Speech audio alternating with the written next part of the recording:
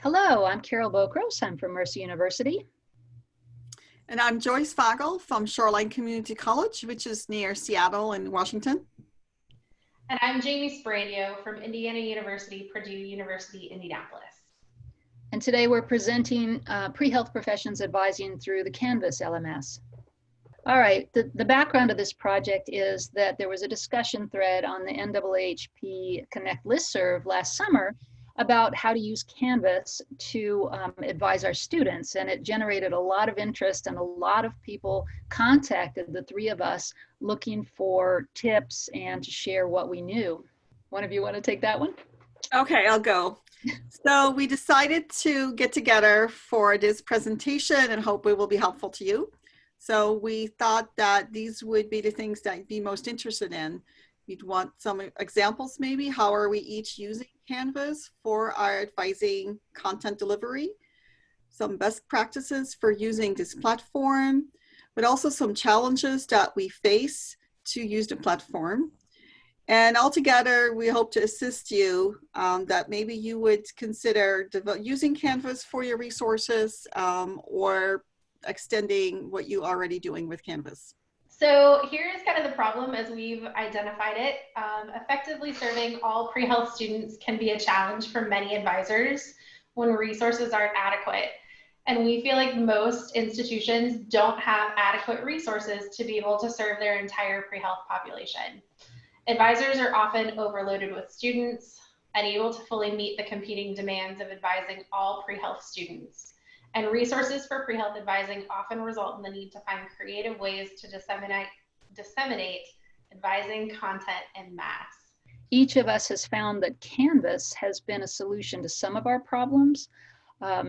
Canvas is a learning management system that's used by many institutions, so it's familiar to our students. It's easily accessible. It's also a great method to contact our students. I myself have stopped emailing students. I just message them through Canvas. They're already reading messages for their classes, so they're much more likely to read messages from us. Okay, I'll go ahead and start. I'm Carol. I'm from Mercer, which is a private university down in Georgia. We are a Baptist heritage institution because we were actually started as a seminary in 1833, but we're no longer affiliated with the Southern Baptist Convention, but have kept the Baptist heritage. We have 12 colleges and schools, almost 9,000 students, 5,000 of which are undergrads, and I advise only the traditional undergraduates on the Macon campus, which is 1,400 to 1,500 students any given year. I created the course in summer of 2018 with the help of my instructional technology team, and we rolled it out in fall of 2018. It works when the students enroll themselves. I don't enroll the students. They have to take action and get in. And then in spring of 2019, the course that was originally called Mercer Pre-Health was evaluated by our technical communications department. There's a class on instructional design in that department that needed a project, and I was happy to volunteer mine to be critiqued. And they made some recommendations, and that was very helpful. I loved collaborating with them because now it's more user-friendly. We recently hired a pre-graduate school advisor, and so working closely with her, it became obvious that we needed to expand the Mercer Pre-Health course, and we made it, we changed it to Mercer Pre-Graduate and Professional School Advising, cleverly named GPS, and we had a graphic design intern create our logo for us. And so when students log into Canvas, they can see all their courses plus the GPS course, which of course is self-paced and is not for credit. They always think that it is, but if you click on the GPS icon, my landing page pops up, and you can see that up on top we've got two sets of links, one that goes to the pre-health professions advising pages, and the other one goes to my collaborators pages on preparing for regular graduate school. It's not health related. Then in this table below, all of the people that might serve the students as they prepare themselves for graduate or professional work. Now, if we click on the pre-health professions advising, my homepage pops up and I've got a little letter of welcome. And I posted my open advising times, which I call casual advising, up near the top so that nobody is questioning when I'm available. But all other times I work by appointment. So the table 1 is a set of self-development modules, just a series of small assignments to help them sort through their reasons for wanting to go into healthcare and maybe developing their professionalism and that kind of thing. Then I have a link for FAQs, news, and resources, and that's a collection that I'll show you in a minute that's not track specific, but everybody should be interested in them. Some basic advice about medical experience abroad, and then table 2 are links to all of the track pages. So the FAQs and news and resources has advising information, but peripheral information that is important to the health professions, like communication and how to minimize implicit bias and prejudice in healthcare, compassion and trying to prevent burnout, taking care of oneself so that you prevent burnout. Those are the kinds of things that I have on that page. Now, the medical experience abroad, I won't spend much time on because, most of the links that are on here, I'm pretty sure you're familiar with University of Minnesota's GAPS, the Global Ambassadors for Patient Safety, etc. So it's all about cultural competency and about the ethics of providing service abroad. Now, clicking on a track page, of course, I'm clicking on the pre-med track page for you because that's over half of my business, and I'm assuming it's the same at your institutions. But every track page is organized in the same way. All of the documents and links and whatnot that I have for students to develop a strong application and develop their core competencies in the left-hand side. And in the right-hand column, it's mostly about how to submit your applications and then how to pay for graduate school and whatnot. And of course, I defer in almost everything to the professional organization. So there are a lot of links to AMCAS and ACOMAS and TMDSAS and that kind of thing. So my favorite features about having a Canvas course is the first one is that I love that students have to take responsibility. They have to self-enroll. They are taking the reins, as they travel down the road toward their own goals. And I can also check up on how much time they've invested. I can just go in and take a look at how many hours they've spent and what was the last page they were on. And that I promise them they cannot meet with me individually until they have completed module 1, which is a tour, course tour.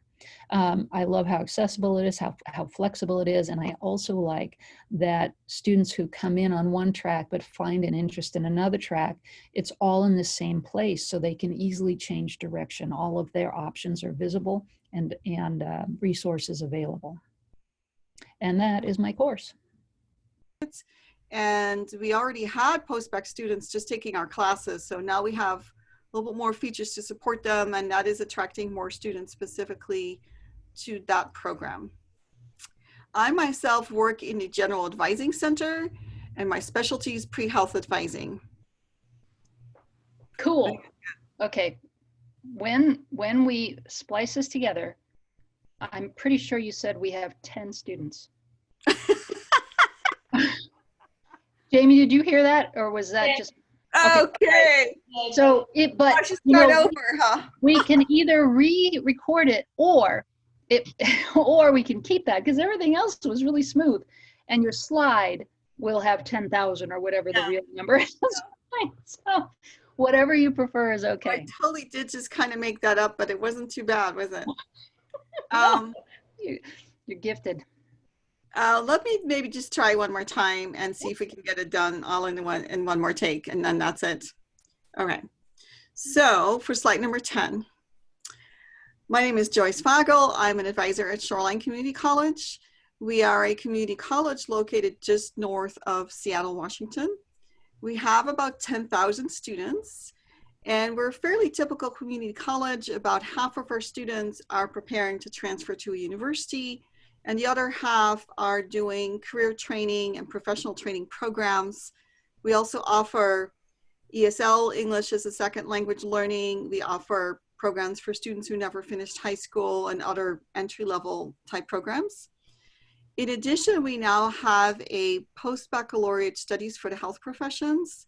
And this is something I started 4 years ago because we had post-bac students taking classes, but now we have some support services for them, and that is attracting more students to come to our college for that purpose. I myself work as a general academic advisor in the advising center, and then pre-health is my specialty area. Okay, so I created 2 Canvas classes, sort of classes, right? They're not actual credit classes, but I created 2 Canvas resource sites. So the first one is called Health Careers Exploration and Preparation. It is an open enrollment, self-enroll class. Students can enroll, and then it will show up in their like Canvas dashboard that they are using for their other classes. The modules are to help students explore careers and know a little bit about how to prepare them. And so you can see the list of modules. And then I have an example of one module, the one about gaining experience, with the list of different pages within that module. And so this gives students access to really quite a lot of information. A lot of the pages also have links to other outside resources. And they can kind of browse in that back and forth as they wish. I also do use the announcements, so they'll get that together with whatever announcements they're getting from their other classes. And then I created another resource site specifically for the post-bac students. This one focuses very specifically on admission and aspects of admission to the graduate health professional schools. Those are very elaborate processes, as we know, so much more detail on that. There's kind of the sample module pages for admission. So again, you'll recognize all those topics: essay writing, letters of recommendation, how to do those things.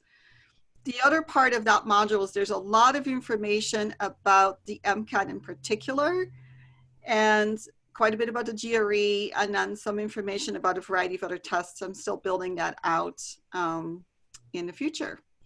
Now, these have also been self-enrolled, but that is going to change. So starting fall 2020, our post-bac students will have like an opt-in, opt-out kind of thing for them. And so if they opt in, they will be officially enrolled in this. And then I will be using it more for the announcements and staying in touch. And it gives us some other options as well, maybe discussion boards on topics, whatever we want to do with that. What I really like about Canvas the very most is that it helps me keep things organized. Frankly, even for myself, because as we all know, we get these messages through NAAHP and interesting links, and where do you keep them? Because you have to be able to find them later. So this is actually helping myself a lot. But of course, then the big plus is I can give access to kind of whoever I want. So again, I can set it up for students, I can set it up for other advisors, and it's available to them. So that's all a huge plus. The announcements are in a platform that they are already looking at daily. So it's much more effective than email. And the other thing is that, I got it started and initially was pretty small, but I just keep adding on it. And you know how the monthly NAAHP newsletter like profiles a certain profession? Well, I just cut and paste that in these pages. And so gradually they're getting to be much more interesting, have much more information, some little stories and links again to little YouTubes or whatever we might have in our community. And then I also like that I have options for the future. I am thinking of building it into a credit class on career exploration in health professions. I have no idea when exactly that's going to happen, but that is something I have on my mind. My name is Jamie Sperandio from Indiana University, Purdue University, Indianapolis. IUPUI is a public institution that is a joint venture between Indiana University and Purdue University to fill the gap for an urban research institution in the state of Indiana. So we are housed right in the heart of downtown Indianapolis, and our campus is home to many of the professional programs within the IU system. So on our campus, we have the School of Medicine, the School of Dentistry, as well as programs for physician assistant, physical therapy, occupational therapy. We are a relatively large institution. My office is housed within the Purdue School of Science, and so we support about 3,000 undergraduate students, 400 graduate students, and a little over 100 non-degree seeking postbac students. So this is my Canvas page. I started it in 2017, and it has evolved ever since. It is not the most visually interesting, but it, does the job. So when we started, we were manually entering students into the Canvas page and have since evolved into a self-enrollment model where Canvas creates a link that I can embed in our website, in email communications and other things, and students that have the option to self-enroll, which is much more efficient. We have a number of pathways that have information that are obviously specific to each track, and then we have some content that's relevant across the pathway. And so, a lot of those pages really came out of the request of students. I had students who were saying, I don't know how to get involved in shadowing. Who do I contact? How do I contact them? What do I say? What do I expect? So we created a page around that. The most recent one, Understanding Your GPA, came out of students really not understanding how the GPA is calculated, what's the difference between their transcript GPA and the GPA that gets calculated by the CAS system. And so we created a whole page kind of educating them around that. So the pathway pages are all structured very similarly. This is the pre-med page, which, as you can imagine, is the most robust of our pathway pages. They all kind of follow a similar format where they're largely links right now. Those are to resources that could be PDFs, they could be website links, and they're kind of structured in a way that there's information for our early students, and then there's information for students to support them as they go through the application process as it relates to their specific CAS and entrance exam, and so forth. One of the features that I really like about Canvas is this idea of modules. And so within Canvas, our instructional design team partnered with our career services offices to create what we call the EDGE modules. And so these are a series of modules that students can use to help prepare them really in thinking about gaining skills towards that post-graduation career. And so the modules are a much more interesting way for students to interact with information. As you can see from this Building Your Parallel Plan module, there's a mix of text and links and videos and activities, and they kind of move through and have a little bit more of a learning process. And so this is really great. This is something that we're hoping to adopt on a little bit of a smaller scale as we move forward. So our pathway pages, we're going to use some of the Canvas tools to make them a little bit more visually stimulating. The content pages, we are going to develop into modules to really kind of be able to support student learning. And that's a little bit more of a longer term project. The announcement feature is probably something that I use the most. So we don't use newsletters or listservs or anything in our office. If I have things to communicate with students en masse, it goes through the Canvas page. And so I tag all of my announcements, whether that be for a particular pathway or a particular reason, maybe it's shadowing or something. And so then as students have set their own notifications, whether they're getting an email every time an announcement goes out, or once a day or once a week, or they've completely turned them off and they go into the Canvas page itself to look at announcements, they can identify which information is relevant to them. There are a lot of things I like about having a Canvas page. I think the probably the most important is that this is really an opportunity for students to take ownership of their own education and research. So we've done, the heavy lifting of putting everything in one place and simplifying the process so that students don't have to scour the internet. And we've done, some very basic vetting of information. But students have the opportunity to have access to this 24/7. They can go back to it over and over again. And so it's really something that, they drive that process. I also really like that it's integrated with a technology that they're already very familiar with and use on a daily basis. So all of our courses have Canvas sites. Most of our academic advisors have Canvas sites for their advising caseloads. Since we've moved to virtual teaching, a lot of that teaching and instruction has moved into Canvas itself. So this is something that students are using on a daily basis throughout the day. And I don't have to worry about it being on another website or a different platform or something that they have to access. It's just right at their fingertips. The flexibility of the platform is great. So depending upon what your student need is, or what your level of comfortability with technology is, or what kind of technology assistance you might have on your campus, there's a lot of different ways to create a Canvas page and make it work for you. If there's functionality that you like, great. If there's functionality that you don't like, you turn it off. You turn it off, you might turn it on again later. We're launching our discussion boards in the fall so that students can have a little bit more interaction with each other through the platform. And so that's something that, has been turned off that we're going to be turning on. And then again, I really like the announcement feature. Students can search through announcements. So, because I've tagged them, they can go back and, look for things that are relevant to pre-med students, or look for things that are relevant to shadowing, or whatever that might be. And so that's particularly helpful for our students as well. So yeah, that is my Canvas page.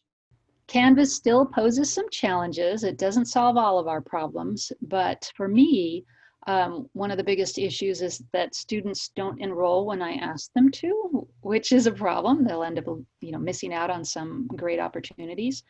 In general, I think that the risk of habituation and visibility in announcements, as opposed to emails, seems to be a little bit less. And I think we all three agree on that.